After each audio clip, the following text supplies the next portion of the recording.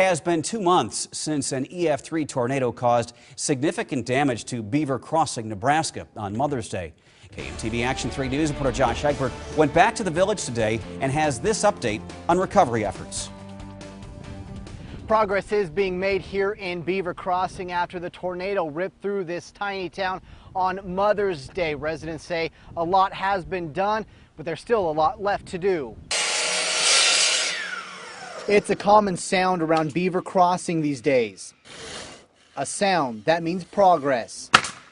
Siding, the soffit, and the roof, just on this house so far. Replacing all the windows also. Dominic Peterson has spent the last 3 weeks repairing the damage to this house. There's debris that shot through the house, so yeah, I mean, a lot of them windows are just shattered. Those windows shattered when an EF3 tornado tore through this town of just 400. Just trying to rebuild the town and get everything back together. But getting everything back together takes time. Construction crews have been busy replacing those windows, repairing the damage to roofs. Residents say it's a slow process. It'll take at least, I think, a couple of years just to get everything back up and going again. One of the places helping to get things back, the town's only hardware store.